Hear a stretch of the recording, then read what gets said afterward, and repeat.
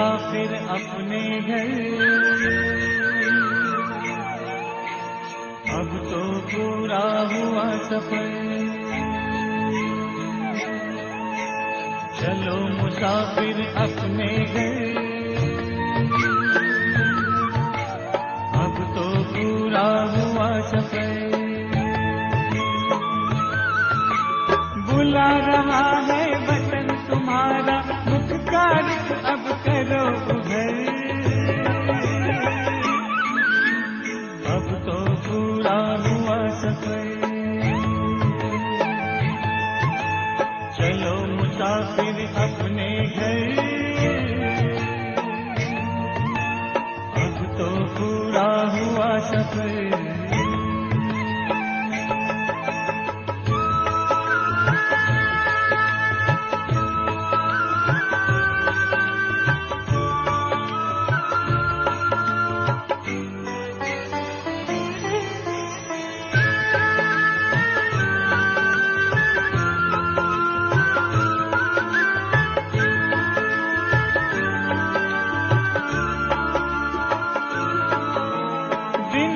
कितने प्यारे थे, सुख के भरे नजारे थे।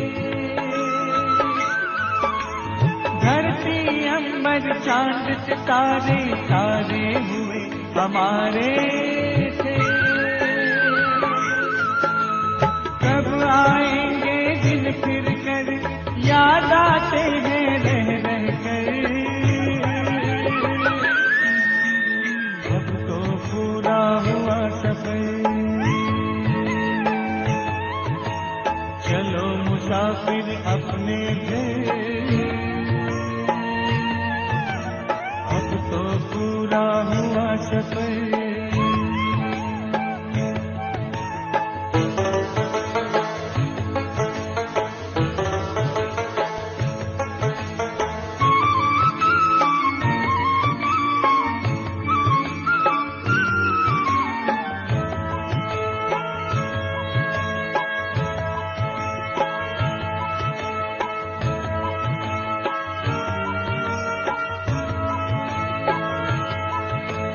कल तक जो भी था अपना, आज हुआ सारा सपना।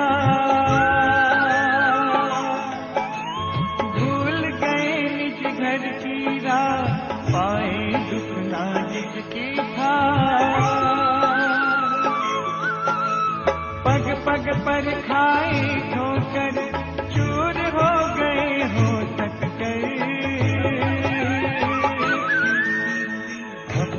पूरा हुआ सफर। चलो मुसाफिर अपने घर, अब तो पूरा हुआ सफर।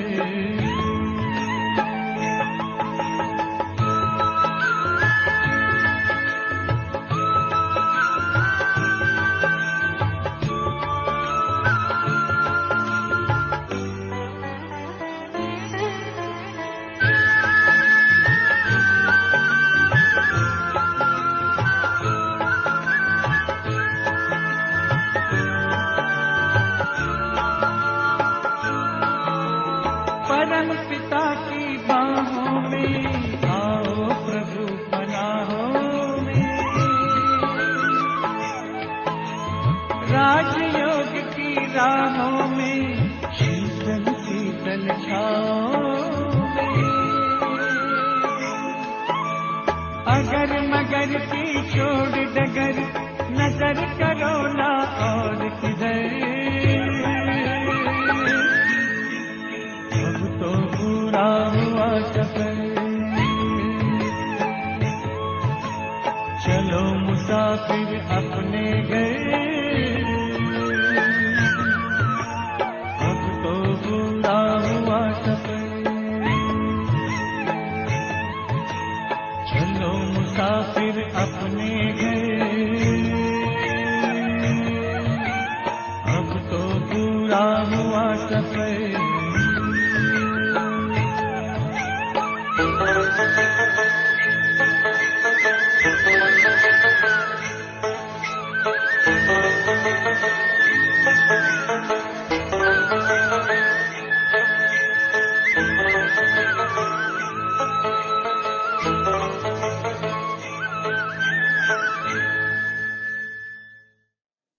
ओम शांति। ओम सुख भी है, ओम आनंद भी है, ओम प्रेम भी है। हम आत्माएं सतयुग आदि में अपने स्वधर्म में निजी गुणों के साथ हर एक कर्म करती थी, परंतु सतयुग से त्रेता, त्रेता से द्वापर, द्वापर से कलयुग आते आते धीरे धीरे पता ही नहीं चला आत्मा के ऊपर की जंग बढ़ती चली गई और हम स्वधर्म से, स्वस्वरूप से और स्वपिता से दूर होते चले गए। और इसलिए जब शिव बाबा संगम युग पर आते हैं तो सबसे पहले हमें स्मृति दिलाते हैं, हमारी स्मृति दिलाते हैं, हमारे गुणों की, शक्तियों की, हमारे घर की स्मृति दिलाते हैं। और ये स्मृति हमारे अंतर की स्थिति को बदल देती है और हमारे भीतर की जंग को उतार देती है। इस याद की यात्रा से, याद की अग्नि से आत्मा की कला काया परिवर्तन हो जाती है। आज की मुरली भी हमें कुछ ऐसी ही बातें समझा रही है। बहुत ही ध्यान से आत्मिक स्थिति में स्थित होकर सुनेंगे प्यारे बाबा के मधुर महावाक्य। आज है 29 तारीख, 29 दिसंबर 2025। बाबा के महावाक्य हैं, मीठे बच्चे अब घर जाना है, इसलिए देह सहित देह के सब संबंधों को भूल मामेकम याद करो और पावन बनो। प्रश्न है, आत्मा के संबंध में कौन सी एक महीन बात महीन बुद्धि वाले ही समझ सकते हैं?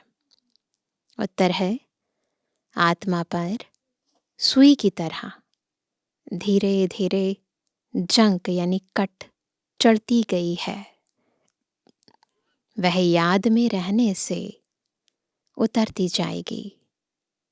जब जंक उतरे अर्थात आत्मा तमो प्रधान से सतो प्रधान बने, तब बाप की खींच हो और वह बाप के साथ वापस जा सके।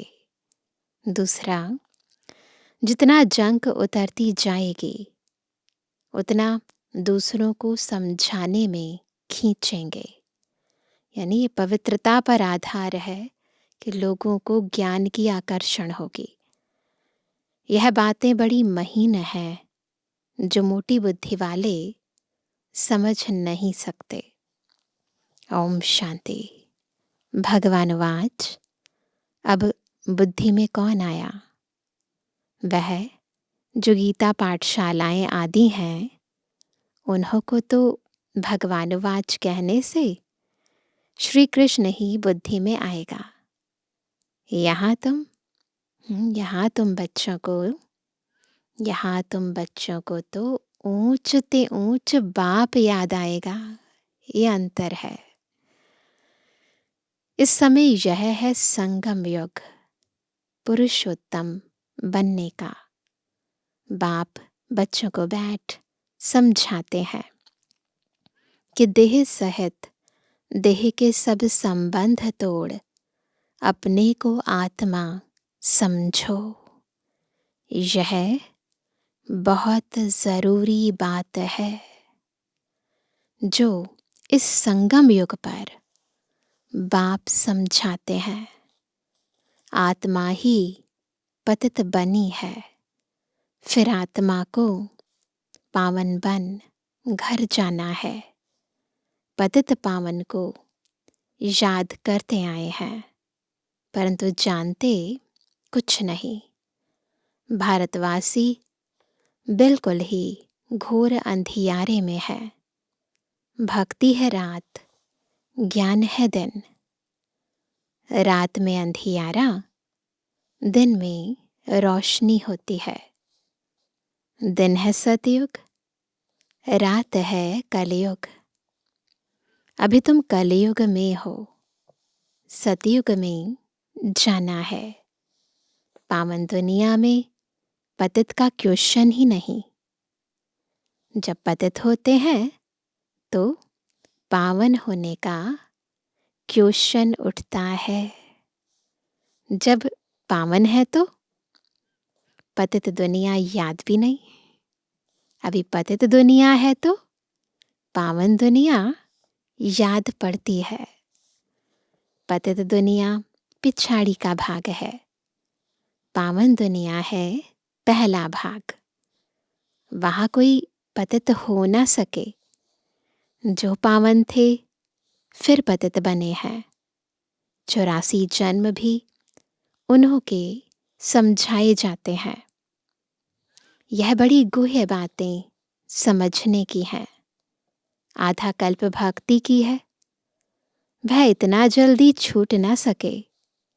मनुष्य बिल्कुल ही घोर अंधियारे में है। कोटों में कोई ही निकलते हैं। मुश्किल कोई की बुद्धि में बैठेगा। मुख्य बात तो बाप कहते हैं, देह के सब संबंध भूल मामेकम याद करो। आत्मा ही पतित बनी है, उनको पवित्र बनना है। यह समझानी भी बाप ही देते हैं, क्योंकि यह बाप प्रिंसिपल, सोनार, डॉक्टर, बैरिस्टर सब कुछ है। यह नाम वहाँ रहेंगे नहीं। सतयुग में इन सब की ज़रूरत नहीं होगी। वहाँ यह पढ़ाई भी नहीं रहेगी। यहाँ पढ़ते हैं नौकरी करने के लिए। आगे फीमेल इतना पढ़ती नहीं थी। यह सब बाद में सीखी हैं। पति मर जाए तो संभाल कौन करे। इसलिए फीमेल भी सब सीखती रहती हैं। सतयुग में तो ऐसी बातें होती नहीं जो चिंतन करना पड़े।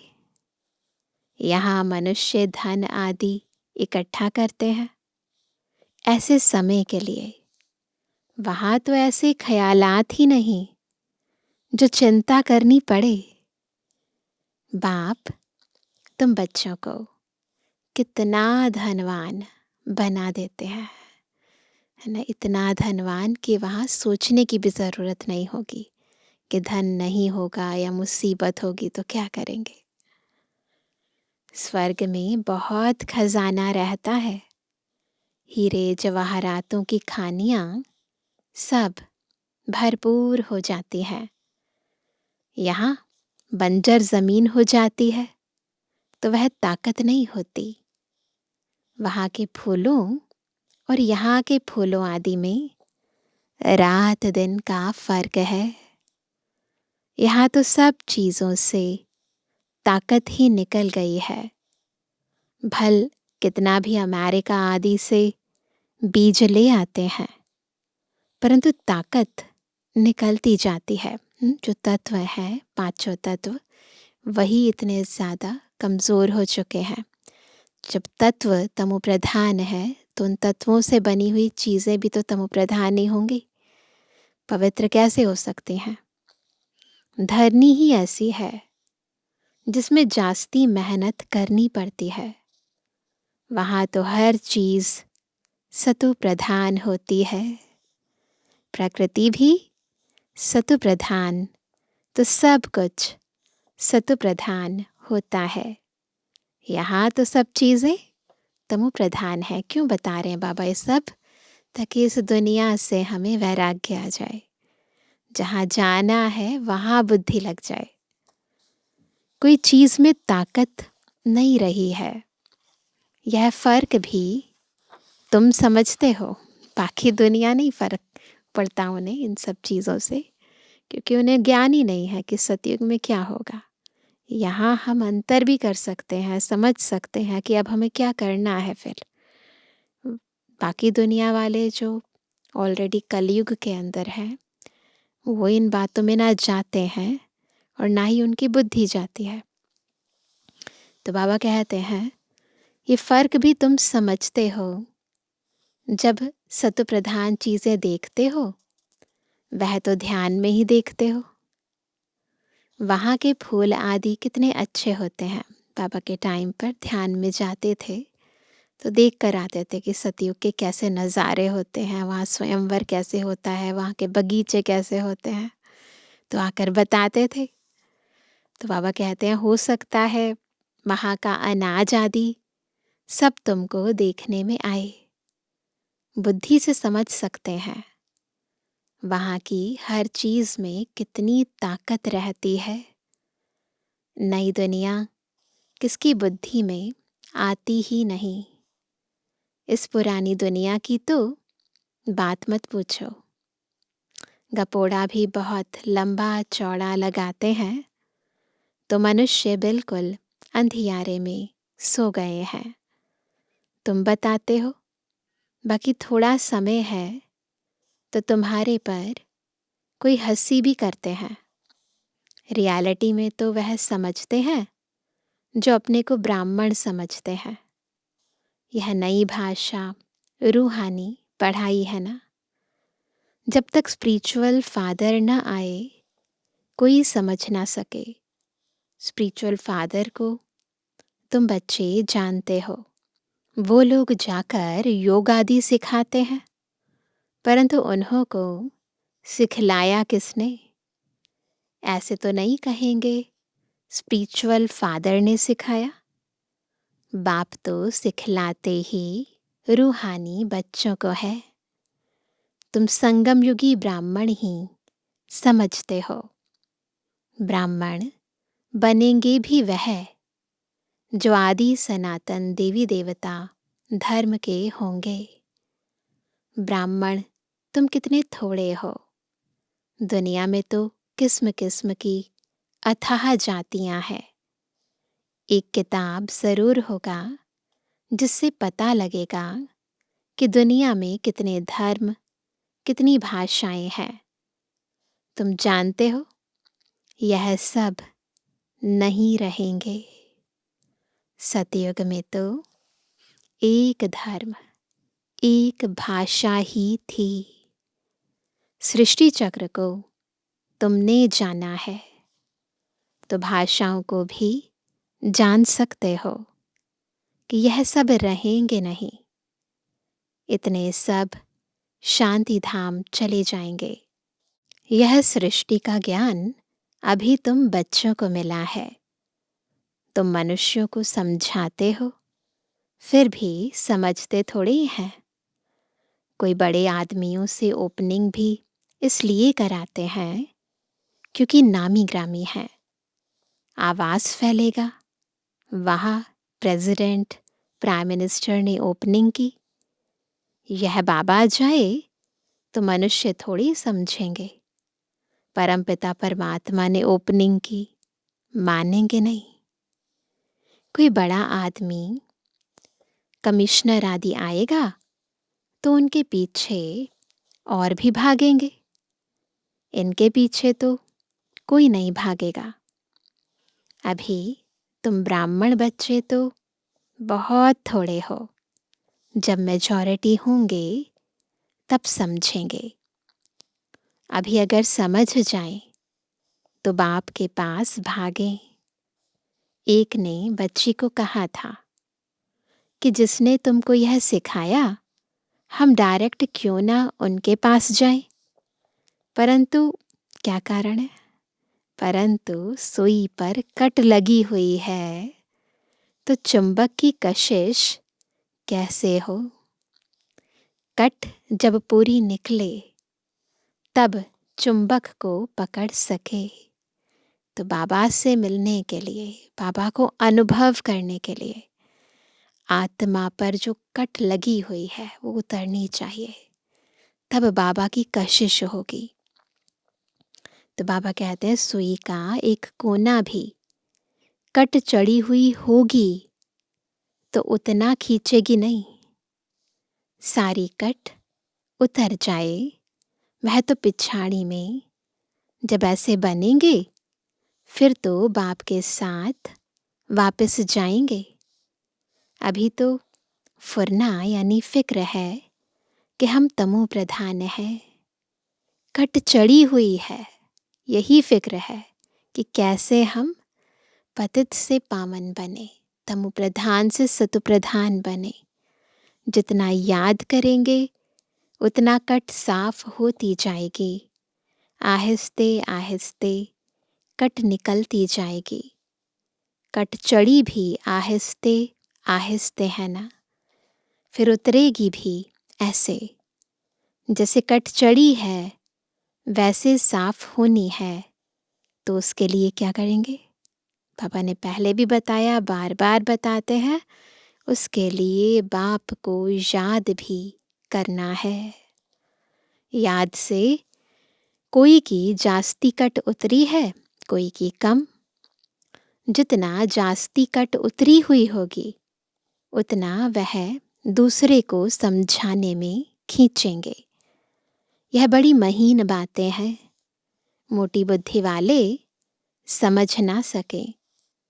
तुम जानते हो राजाई स्थापन हो रही है, समझाने के लिए भी दिन प्रतिदिन युक्तियाँ निकलती रहती हैं।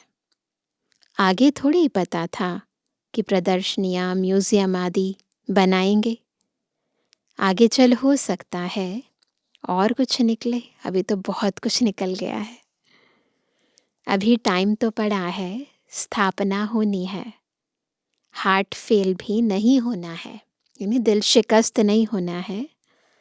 कर्मेंद्रियों को वश नहीं कर सकते हैं तो गिर पड़ते हैं।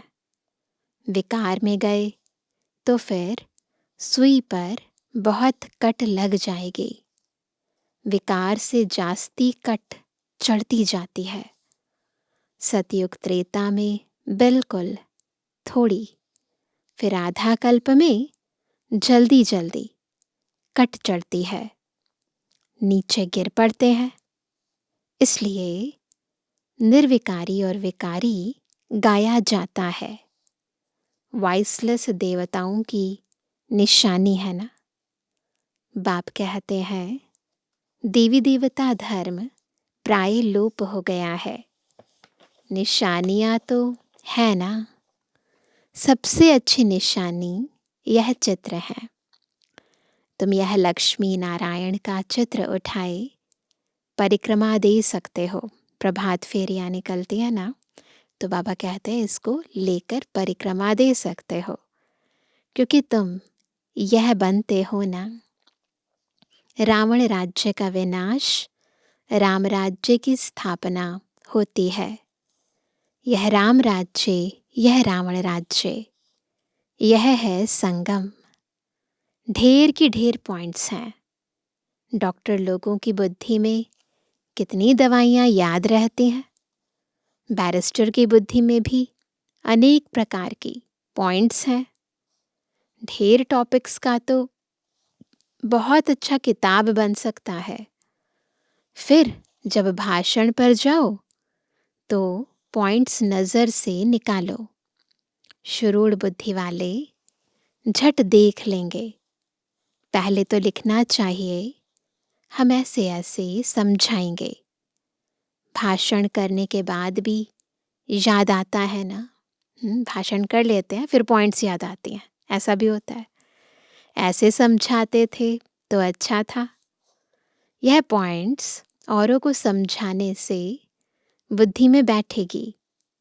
टॉपिक्स की लिस्ट बनी हुई हो, फिर एक टॉपिक उठाए, अंदर में भाषण करना चाहिए या लिखना चाहिए।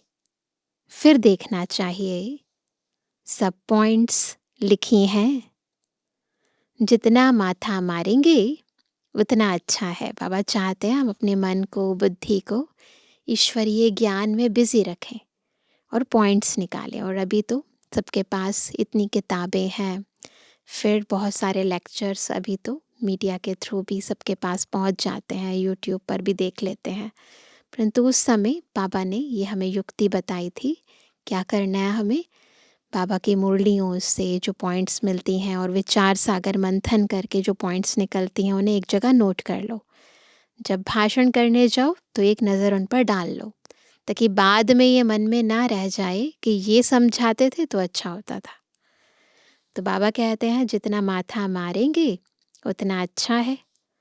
बाप तो समझते हैं ना, यह अच्छा सर्जन है, इनकी बुद्धि में बहुत पॉइंट्स हैं, भरपूर हो जाएंगे तो सर्विस बगैर मज़ा नहीं आएगा।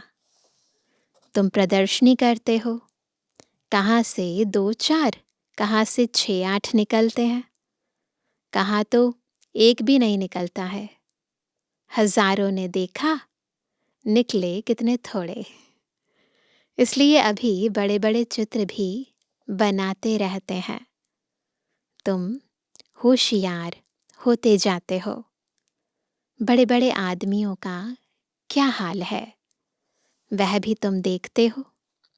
बाबा ने समझाया है, जांच करनी है, किसको यह नॉलेज देनी चाहिए, रग देखनी चाहिए। जो मेरे भक्त हों, गीता वालों को मुख्य बात एक ही समझाओ, भगवान ऊंचते ऊंच को ही कहा जाता है, वह है निराकार। कोई भी देहधारी मनुष्यों को भगवान नहीं कह सकते। तुम बच्चों को अभी सारी समझ आई है। सन्यासी भी घर का सन्यास कर भागते हैं, कोई ब्रह्मचारी ही चले जाते हैं, फिर दूसरे जन्म में भी ऐसे होता है। जन्म तो जरूर माता के गर्भ से ही लेते हैं। जब तक शादी नहीं की है तो बंधन मुक्त है। इतने कोई संबंधी आदि याद नहीं आएंगे। शादी की तो फिर संबंध याद आएंगे। टाइम लगता है, जल्दी बंधन मुक्त नहीं होते। अपनी जीवन कहानी का मालूम तो सबको रहता है। सन्यासी समझते होंगे, पहले हम गृहस्थी थे, फिर सन्यास किया। ऐसे इतनी जल्दी इंसान भूलता थोड़ी ना है। भले सन्यास कर लेते हैं, पर पिछली जीवन कहानी याद तो रहती है ना। तुम्हारा है बड़ा सन्यास, इसलिए मेहनत होती है। वह सन्यासी भभूत लगाते, बाल उतारते, वेश बदलते। तुम्हें तो ऐसा करने की दरकार नहीं। यहाँ तो ड्रेस बदलने की भी बात नहीं। तुम सफेद साड़ी नहीं पहनो तो भी हर्जा नहीं। यह तो बुद्धि का ज्ञान है। हम आत्मा है, बाप को याद करना है, इससे ही कट निकलेगी और हम सतु प्रधान बन जाएंगे। वापस तो सबको जाना है। कोई योग बल से पावन बन जाएंगे, कोई सजा खाकर जाएंगे। तुम बच्चों को जंग उतारने की ही मेहनत करनी पड़ती है। इसलिए इनको योग अग्नि भी कहते हैं। अग्नि से पाप भस्म होते हैं। तुम पवित्र हो जाएंगे। कामचिता को भी अग्नि कहते हैं। काम अग्नि में जलकर काले बन गए हैं। अब बाप कहते हैं गोरा बनो, यानी पवित्र बनो। यह बातें तुम ब्राह्मणों के सिवाय कोई की बुद्धि में बैठ नहीं सकती। यह बातें ही न्यारी हैं। तुमको कहते हैं यह तो शास्त्रों को भी नहीं मानते, नास्तिक बन पड़े हैं। बोलो, शास्त्र तो हम पढ़ते थे, फिर बाप ने ज्ञान दिया है। ज्ञान से सद्गति होती है। भगवानुवाच, वेद उपनिषद आदि पढ़ने, दान पुण्य आदि करने से कोई भी मेरे को प्राप्त नहीं करते।